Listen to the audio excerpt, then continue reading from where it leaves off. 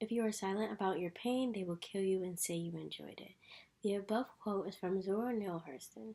Hurston was a world-renowned black woman writer of the 20th century. Her work represented black women in a way that hadn't really been done before. Her work has also influenced some of the most prominent writers of all time. She even helped shape the Harlem Renaissance. As a black writer myself, Zora Neale Hurston was one of the first writers whose work I read when I was trying to read more classical literature. Her work has not only shaped me as a writer, but also as a woman. Today I will discuss two of her bodies of work and give you some background regarding her life. Their Eyes Were Watching God is her most popular novel. It follows the life of Janie Crawford, an African-American woman in the 20th century South as she searches for her own voice and independence through a series of relationships. It contains themes of love and loss, self-discovery, gender roles in marriage, personal freedom, and sexual liberation. Prolific writers like Maya Angelou, Toni Morrison, and Alice Walker credit Hurston for inspiring their work. How It Feels to Be Colored was an essay published in 1928. It was a witty approach to her life growing up in Eatonville, Florida. She writes about not feeling different until she moved to a predominantly white town. Instead of being a victim of racism, in this essay she honors her resilience and individuality, rejecting shame or sorrow over being black. She uses vibrant metaphors to express pride in her heritage and asserts that her identity is shaped by her unique spirit, not by society's limitations. Zora Neale Hurston dedicated her life to learning about the African diaspora.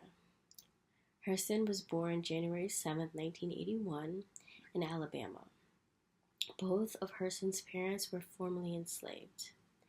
A little after she was born, they moved to Florida.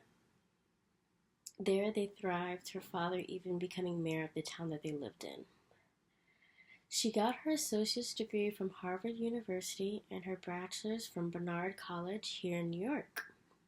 She was the co-founder of the school newspaper at Howard and was a member of their literary club. In 1925, as a student in NYC, her short story, Spunk, was presented a literary award from the Harlem-based magazine called Opportunity. This award swung her into the Harlem Renaissance. Along with writers like Langston Hughes and Countee Cullen, Hurston helped establish the Harlem Renaissance. The Harlem Renaissance was a period of prosperous African-American arts and culture. It was centered in Harlem from the 1920s to the mid-1930s and it encompassed painting, jazz, opera, dance, poetry, and literature. At its core, it was a realistic representation of what it meant to be black in America. You may be familiar with the other Harlem Renaissance contributors like Josephine Baker, Duke Ellington, or Billie Holiday. Later in Zora's life, after the Harlem Renaissance, like many other black artists, she struggled to survive. She took odd jobs like working as a maid, a librarian, and a substitute teacher.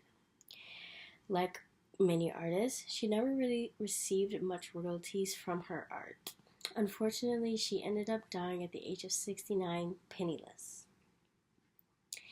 In conclusion, Zora Neale Hurston was a prominent literary figure from the 20th century. She helped shape a historic cultural movement. She gave the black women of the 1920s and 1930s a voice. Her work centered black women who were complex, intelligent, emotionally rich individuals.